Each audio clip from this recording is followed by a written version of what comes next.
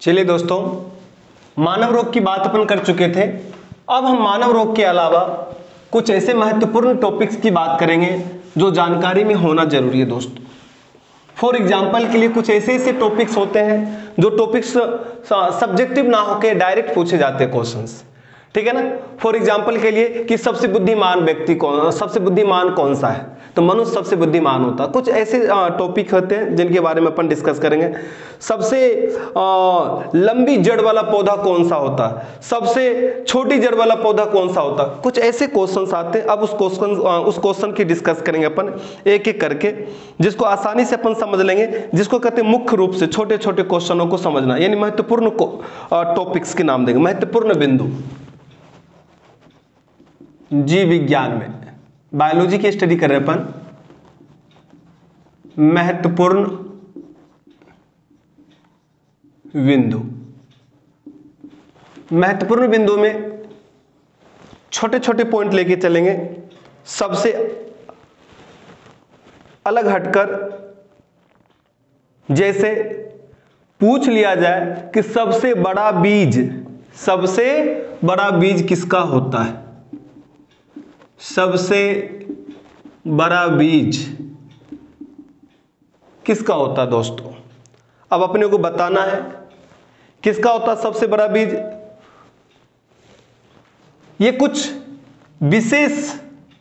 विशेषता है, पौधों के अंदर विशेषता है, ठीक है ना। सबसे बड़ा बीज किसका होता है, तो आपको सबसे बड़ा बीज बताना। वहां 4 ऑप्शन मिलेंगे, ये कोई टॉपिक में नहीं आते हैं, ये डायरेक्ट महत्वपूर्ण के अंदर में बता रहा हूं कि सबसे बड़ा बीज पूछा जाए तो आपको बताना लोडोकिया। क्या? लोडोकिया। यदि आपसे पूछा जाए सबसे छोटा बीज, क्या सबसे छोटा बीज पूछा जाए तो आपसे सबसे छोटा आर्किड की बता सकते हो। किसकी? आर्किड। ऐसे क्वेश्चंस भी आते हैं पेपर में। विभिन्न प्रकार के जो भी कंपटीशन पेपर की लेवल होगी उनमें इस प्रकार के आ जाते हैं क्वेश्चंस कि ये क्या है, ठीक है ना। आप आसानी से यहां पे बता सकते हो दोस्तों, ठीक है ना। आप ये भी बता सकते हो कि सबसे बड़ा फल कौन सा होता है, सबसे बड़ा फल कौन सा होता है।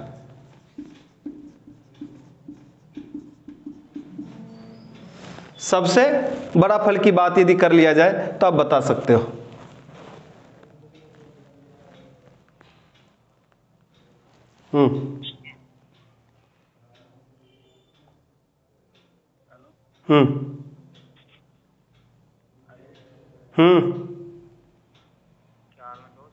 ठीक।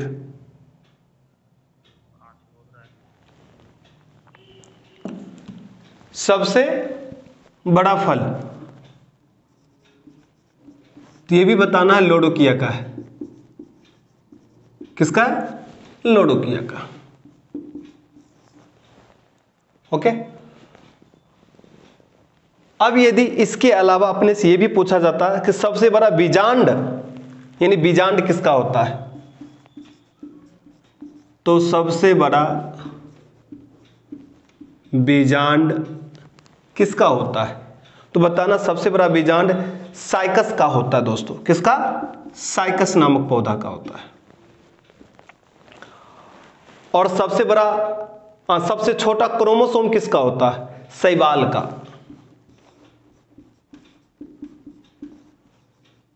सबसे छोटा क्रोमोसोम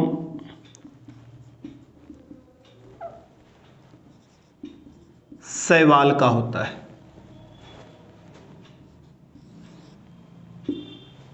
ठीक है।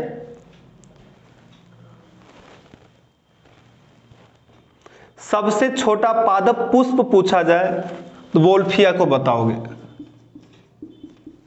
सबसे छोटा पादप पुष्प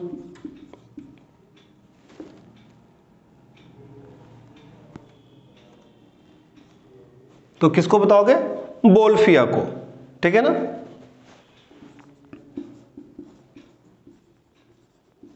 वोल्फिया। ये कुछ महत्वपूर्ण बिंदु है जो कहीं ना कहीं पूछे जाते हैं दोस्तों। ठीक है ना, ये चीज अपने को ध्यान रखना है। सबसे छोटी पादप कोशिका पूछा जाए तो माइकोप्लाज्मा का, सबसे छोटी पादप कोशिका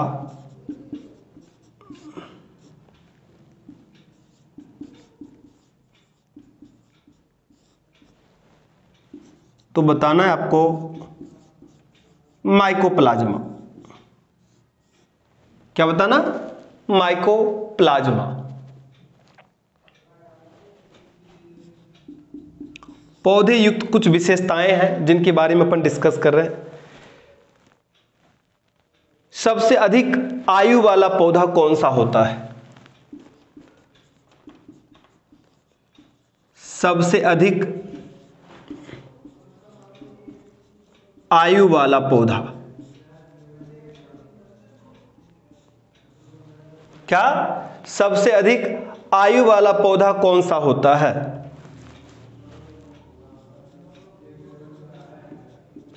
प्यूरे मांडी।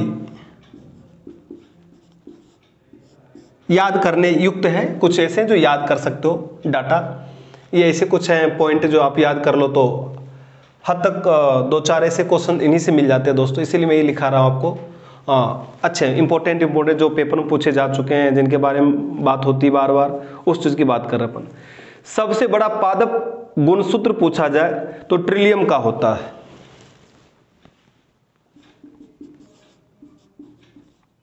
सबसे बड़ा पादप गुणसूत्र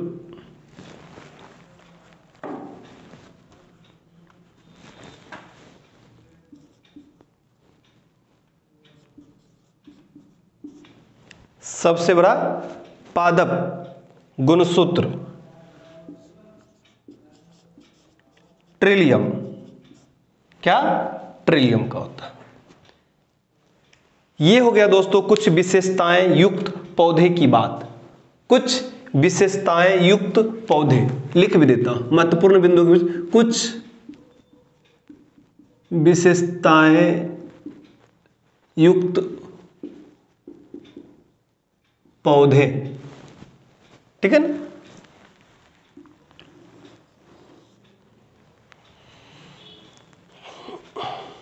सबसे बड़ी पत्ती किसकी होती है? विक्टोरिया अमेजोनिका का। यदि पूछा जाए किस पौधे की पत्ती सबसे बड़ी होती है, तो पौधे का नाम क्या है? विक्टोरिया अमेजोनिका, जिसकी पत्ती सबसे बड़ी होती है।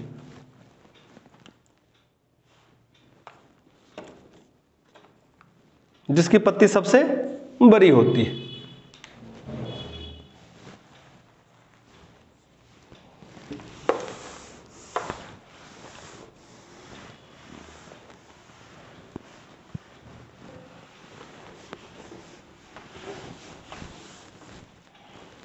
यदि सबसे बड़ी पत्ती पूछा जाए तो आप आसानी से बता सकते हो किसकी होती है। सबसे बड़ी पत्ती विक्टोरिया, क्या विक्टोरिया अमेजोनिका का, अमेजोनिका।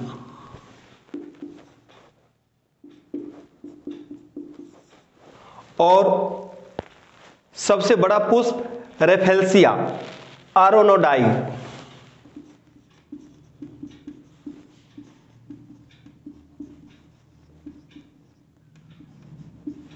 सबसे बड़ा पुष्प की बात करेंगे तो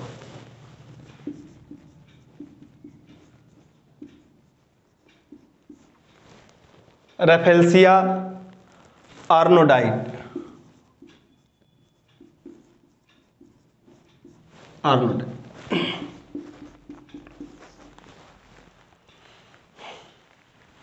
सबसे कम गुणसूत्र वाला पौधा कौन सा होता है? आपसे ये भी पूछा जाता है कि सबसे कम गुणसूत्र वाला पौधा कौन सा है? हेप्लापेपस, क्या हेप्लापेपस। सबसे कम गुणसूत्र वाला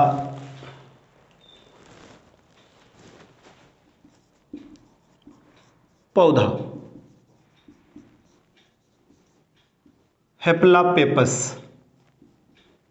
कौन? हेप्लापेपस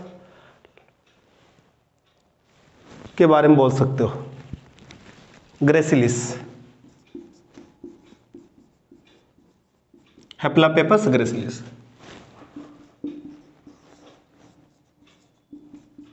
और सबसे बड़ा या अधिक भी पूछ सकते हो,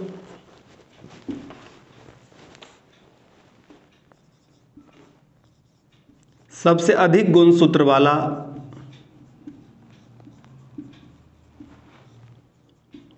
पौधा कौन सा होता है? सबसे अधिक गुणसूत्र वाला यदि पौधे की बात किया जाए तो आपको बताना ओफियोग्लोसम। क्या?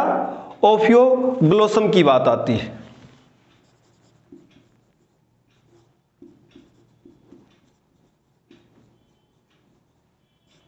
ओफियोग्लोसम नामक पौधा होता है जिसका अधिक गुणसूत्र होता है दोस्तों।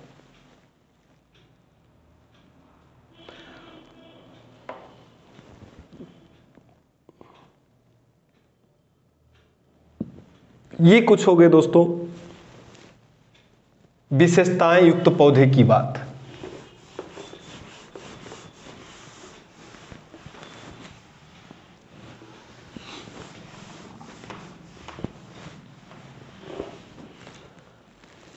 अब हम बात कर लेते हैं जंतु विज्ञान की शाखाएं। विज्ञान की शाखाएं, जंतु विज्ञान की शाखाएं, इनमें भी अध्ययन पूछा जाता दोस्तों। क्या पूछा जाता? कि परिसंचरण तंत्र का अध्ययन किसके तहत किया जाता है? उड़ने वाले जंतुओं का अध्ययन किसके तहत किया जाता है? विषाणु का अध्ययन क्या कहलाता? इस तरह से तो जंतुओं की विज्ञान की शाखाएं की बात करेंगे। शरीर एवं विविध अंगों की विच्छेदन द्वारा प्रदर्शित सकल रचना किसके द्वारा किया जाता है? ऐसे क्वेश्चंस आते हैं। जीव शरीर की रासायनिक अध्ययन किसके द्वारा किया जाता है? जंतुओं के तंत्रिका तंत्र का अध्ययन किसके द्वारा किया जाता है? कोशिकाओं का बहुमुखी अध्ययन किसके द्वारा किया जाता है? ठीक है, कुछ ऐसे आते हैं। कीट पतंगों का अध्ययन किसके द्वारा किया जाता है? मछलियों का अध्ययन किसके द्वारा किया जाता है? कंकाल तंत्र का अध्ययन किसके द्वारा किया जाता है? ऐसे कुछ क्वेश्चंस आ जाते हैं। तो सबसे पहले बात करेंगे हम यहां पे तंत्रिका तंत्र की। तंत्रिका तंत्र क्या? तंत्रिका तंत्र का अध्ययन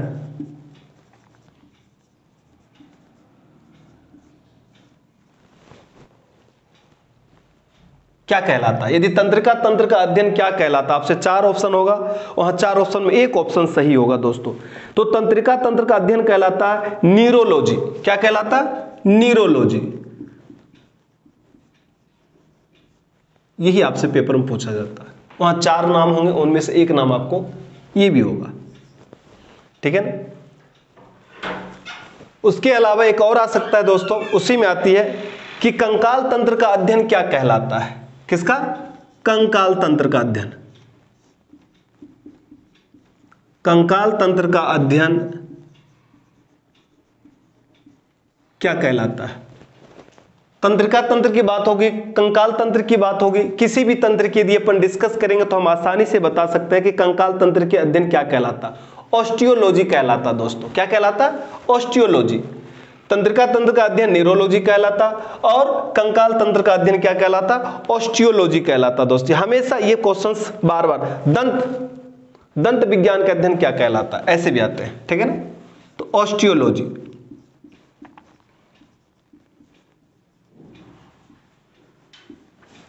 ऑस्टियोलॉजी कहलाता दोस्तों। मछलियां पक्षियों का भी अध्ययन आते दोस्तों इसी में। ठीक है ना? सांपों का अध्ययन क्या कहलाता है? शरीर के विभिन्न भागों के कार्य एवं कार्य विधियों का अध्ययन क्या कहलाता है? रोगों की प्रकृति जानना हो, लक्षणों को जानना हो एवं कारणों को जानना हो, तो इस प्रकार के को क्या कहते हैं? अध्ययन को पैथोलॉजी। ठीक है ना? क्या कहलाते हैं? पैथोलॉजी। तो आपसे पूछा जाता है, आप आसानी से बता सकते हो, रोगों की प्रकृति जानना हो, लक्षण को जानना हो, क्या जानना हो, लक्षण को भी जानना हो, एवं उनके कारणों का जानना हो,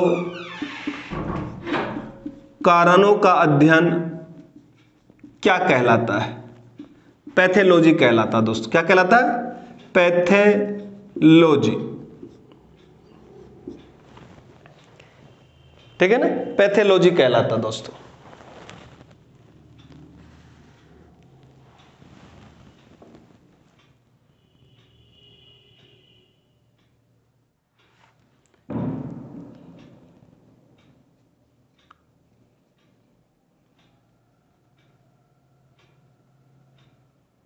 सांपों का अध्ययन क्या कहलाता है, ओफियोलॉजी। क्या कहलाता है, ओफियोलॉजी।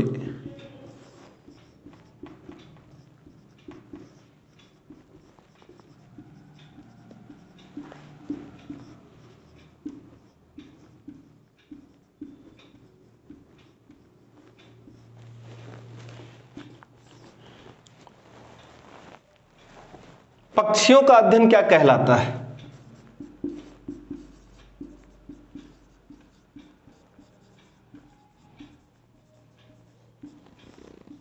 क्या, पक्षियों का अध्ययन क्या कहलाता, पक्षियों का अध्ययन कहलाता ऑर्निथोलॉजी। क्या कहलाता, ऑर्निथोलॉजी।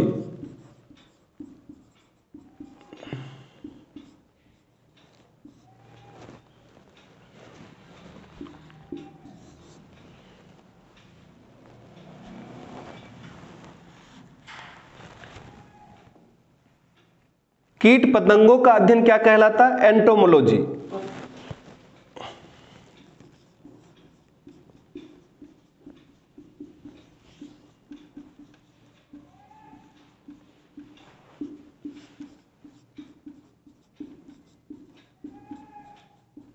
एंटोमोलॉजी।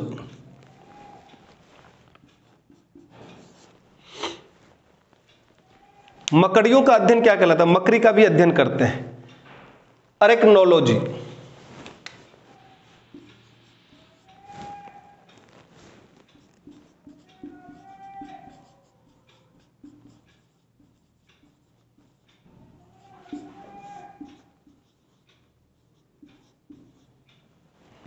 अरेक्नोलॉजी।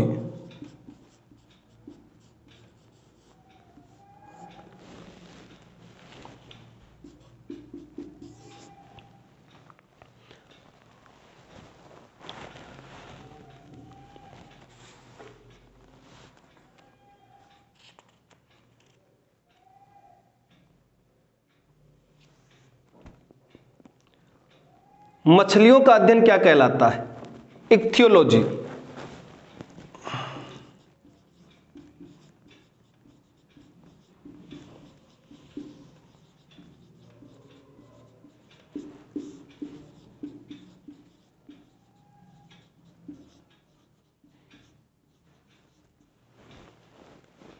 ठीक है, ये जंतु विज्ञान की कुछ शाखाएं हैं प्रमुख, जिसके तहत अपन इसकी बात किया। अंग विज्ञान की भी अध्ययन किया जाता है, उनसे संबंधित अंग विज्ञान, पूरे अंग, ऑर्गेन्स जिसको कहते हैं, अंग विज्ञान का भी अध्ययन किया जाता है दोस्तों। उनके अंग विज्ञान के अध्ययन को क्या कहते हैं, ऑर्गेनोलॉजी। क्या कहते हैं, ऑर्गेनोलॉजी। दंत विज्ञान की क्या जाता है, ओडोंटोलॉजी। ऐसे कुछ अध्ययन पूछे जाते हैं दोस्तों, जो अध्ययन आपको जानकारी होना चाहिए। मैं आपको यहाँ पे छोटी छोटी बातें बता रहा हूं, जिनसे ये आपको पता हो कि भाई इस तरह की होती है। अब यदि वनस्पति विज्ञान की बात किया जाए तो हम वनस्पति विज्ञान की भी बात कर लेते हैं। जंतु विज्ञान की बात होगी, वनस्पति विज्ञान की बात करेंगे।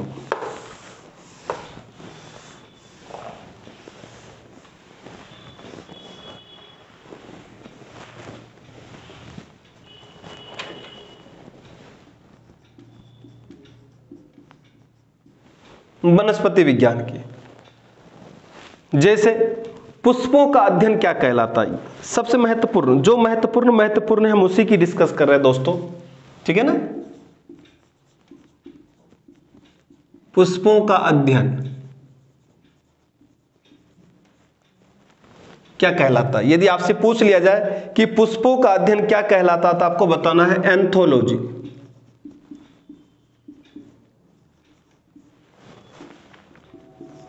क्या, एंथोलॉजी। जीवाणुओं का अध्ययन किया जाए तो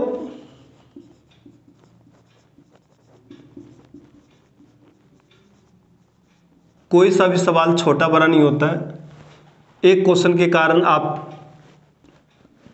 पेपर में या किसी भी पद पे आपका चयन नहीं भी हो सकता और हो भी सकता दोस्तों, इसे छोटा बड़ा ना माने, सब स्टडी करें छोटे छोटे पॉइंट को भी। जीवाणु का अध्ययन क्या कहलाता है? बैक्टीरियोलॉजी।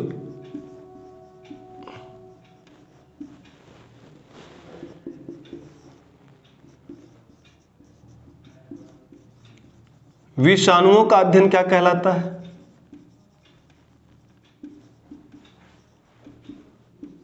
वायरोलॉजी। क्या? विषाणु का अध्ययन। यदि अपने से पूछ लिया जाए तो आप बता सकते हो कि विषाणु का अध्ययन को क्या कहते हैं? वायरोलॉजी कहते हैं दोस्तों, ठीक है ना। आंतरिक संरचना का अध्ययन करना हो तो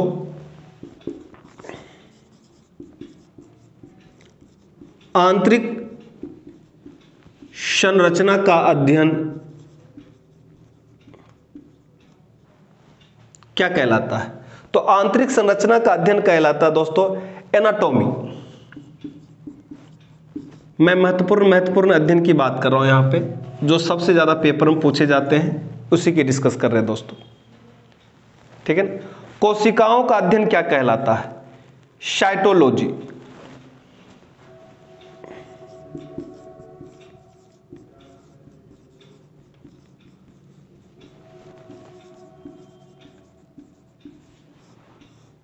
क्या कहलाता? साइटोलॉजी।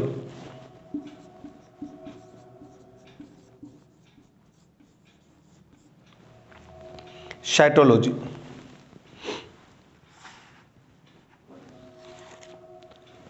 कवकों का अध्ययन क्या कहलाता है? जिसको कहते हैं फफूंद।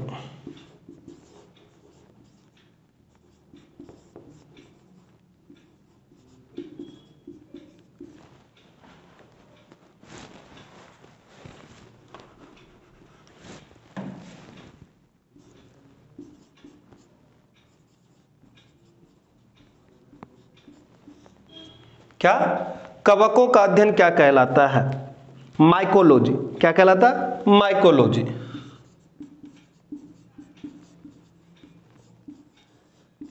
माइकोलॉजी। ये सब वनस्पति विज्ञान की शाखाएं हैं, ठीक है ना। इनके अध्ययन की बात किया जाता है। फलों का अध्ययन क्या कहलाता है? पोमोलॉजी।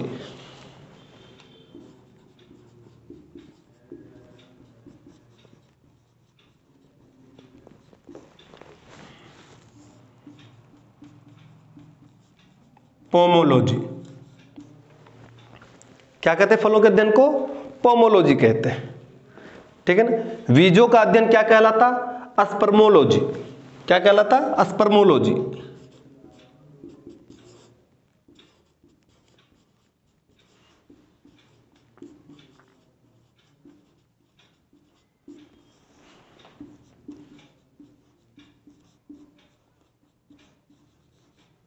स्पर्मोलॉजी, ठीक है। ये कुछ वनस्पति विज्ञान की शाखाएं हैं जो आपको ध्यान में रखना है।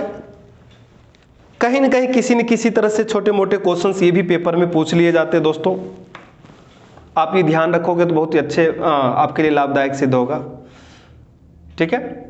तो ये हो गया अपने पास किसकी बात कर ली अपन ने? वनस्पति की बात कर ली अपन ने। किसकी बात कर ली? वनस्पति की बात कर ली।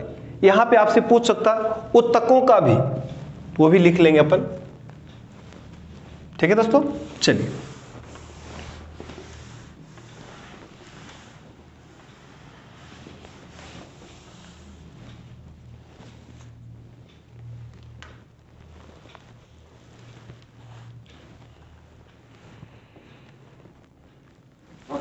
उत्तकों का अध्ययन।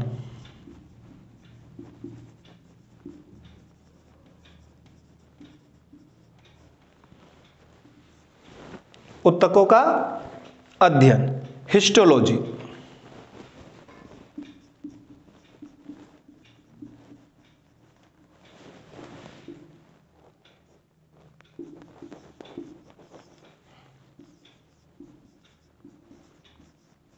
वृक्षों का अध्ययन किसका?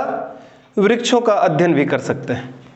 वृक्ष एवं झाड़ियां, इन सब की भी अध्ययन करते हैं। वृक्ष एवं झाड़ियों का अध्ययन लिख लो।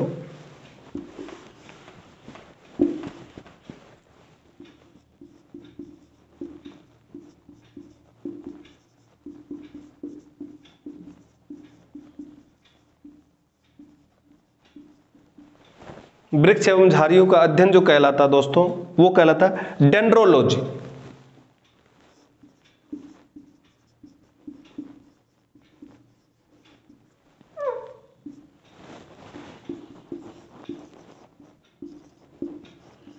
वृक्ष की आयु का भी अध्ययन किया जाता है दोस्तों, कितने साल तक वो जीवित रह सकता है, ठीक है ना। वृक्ष के आयु का भी अध्ययन किया जाता, वो कहलाता डेंड्रोकोनोलॉजी। क्या कहलाता? डेंड्रोकोनोलॉजी। डेंड्रोकोनोलॉजी।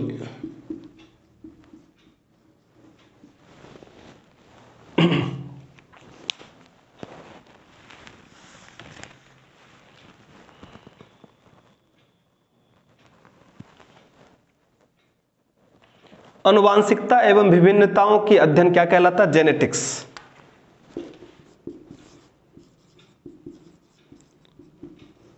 अनुवांशिकता एवं किसकी बात की? अनुवांशिकता एवं विभिन्नताओं का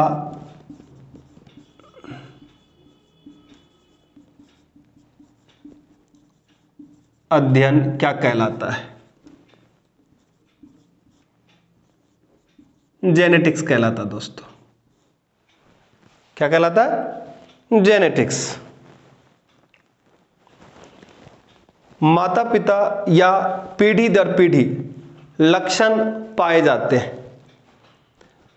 बाप दादा का पिता में, पिता का बेटा में, बेटा का फिर उसके बेटा में, इस प्रकार के जो लक्षण पाए जाते हैं उनका भी अध्ययन किया जाता है। उसको कहते हैं पैतृक लक्षणों का अध्ययन करना। क्या करना? पैतृक लक्षणों का संतति में पहुंचने का अध्ययन क्या कहलाता है?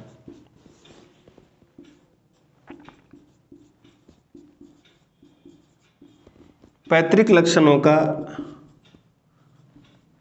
संतति में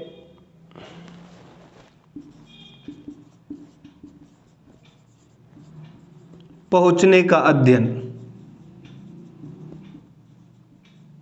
क्या कहलाता दोस्तों? हेरिडिटी। क्या? हेरिडिटी। पीढ़ी दर पीढ़ी लक्षण यदि पहुंच रहे एक दूसरे से तो क्या कहलाएगा? हेरिडिटी दोस्तों। हेरिडिटी कहलाता दोस्तों। शैवालों का अध्ययन क्या कहलाता? फाइकोलॉजी। शैवालों का अध्ययन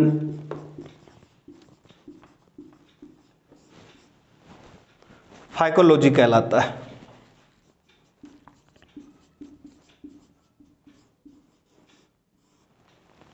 फाइकोलॉजी कहलाता है।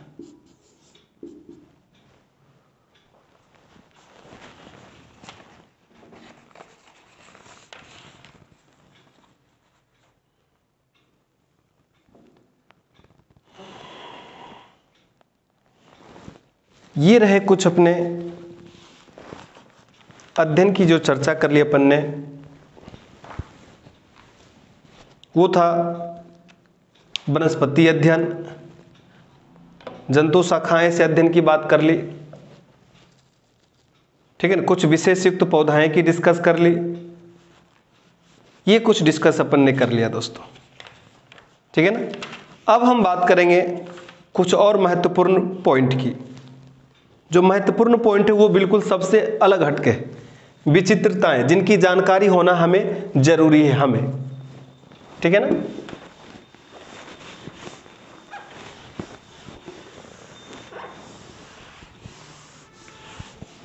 जैसे आपसे यदि कोई पूछ लिया जाए कि सबसे बड़ा स्तनी रखने वाला कौन सा है जानवर,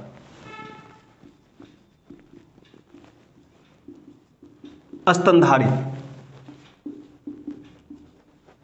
सबसे बड़ा स्तनी किसके होते हैं? तो मछली है, नीली व्हेल, उसकी होती दोस्तों। सबसे बड़ा स्थलीय स्तनी की बात किया जाए तो अफ्रीकन हाथी है।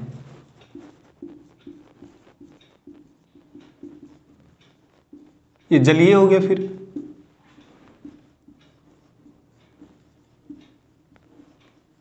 अफ्रीकन हाथी।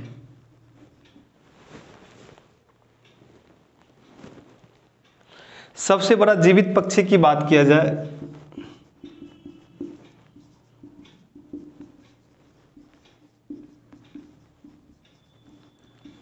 तो कौन है? शुतुरमुर्ग। कौन? शुतुरमुर्ग।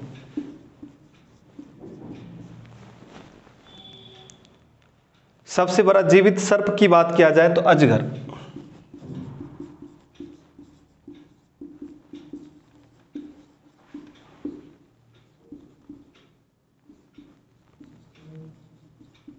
अजगर।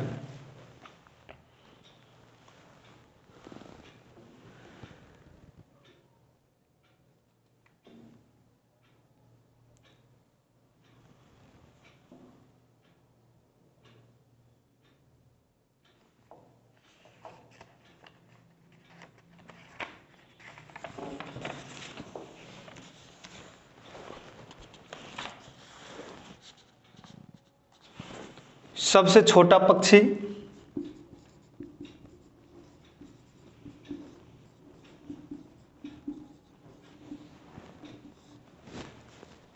Humming bird.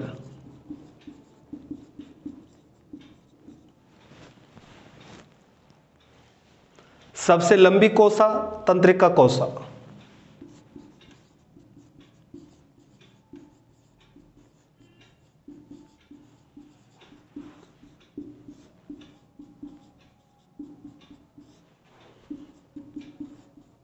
तंत्रिका कोशिका।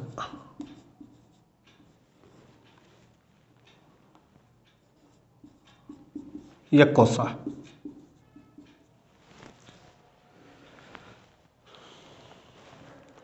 सबसे व्यस्त अंग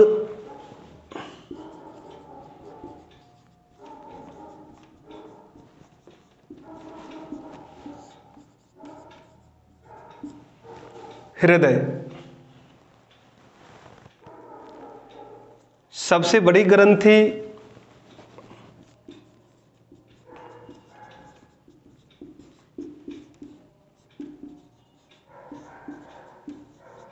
यकृत। सबसे बड़ी अस्थि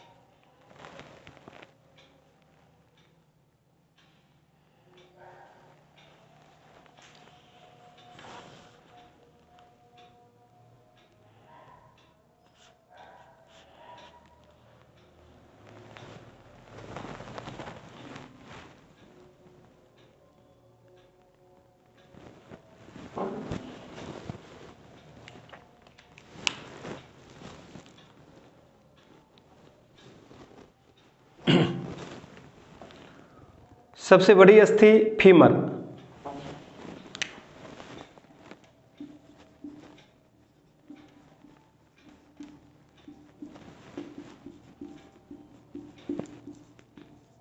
सबसे बड़ी पेशी ग्लूटियल मैक्सिमस।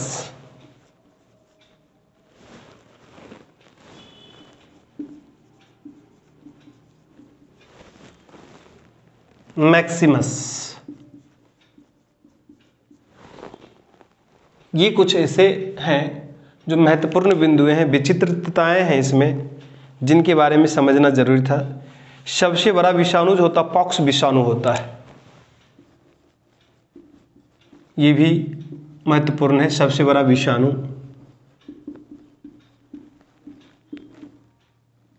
पॉक्स विषाणु है। सबसे बड़ा विषाणु यदि पूछा जाए तो कौन सा है? पॉक्स विषाणु है। सबसे ऊंचा स्तनी वाला जो है वो जिराफ है, जानवर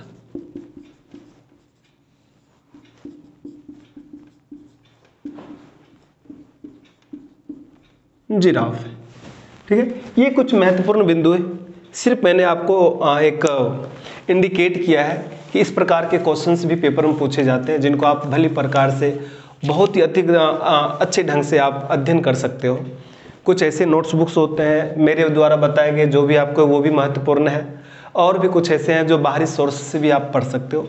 इनमें से कहीं ना कहीं एक दो क्वेश्चंस पूछे जाते हैं दोस्तों, ये याद होता है, ये याद किए जाते हैं। कुछ डाटाएं होती जो अलग हटकर होता है, जिसे समझना जरूरी होता है दोस्त। चलिए नए क्लास में मिलते हैं और अच्छे ढंग के नए टॉपिक के साथ, जो ताकि आपको ज्ञान मिले। जैसे मानव तंत्रिका तंत्र की बात कर लेंगे, पाचन तंत्र की बात कर लेंगे, श्वसन तंत्र की बात कर लेंगे, कोशिका की बात करेंगे, अनुवांशिकता की बात करेंगे। इन सब की टॉपिक को लेकर आगे नए सेशन में फिर से हम आपसे मिलेंगे। तब तक हमसे आप जुड़े रहिए और बहुत ही इंजॉय ढंग से आप क्लास लेते रहिए दोस्तों। ठीक है ना, आज के लिए क्लास में इतना ही काफ़ी है।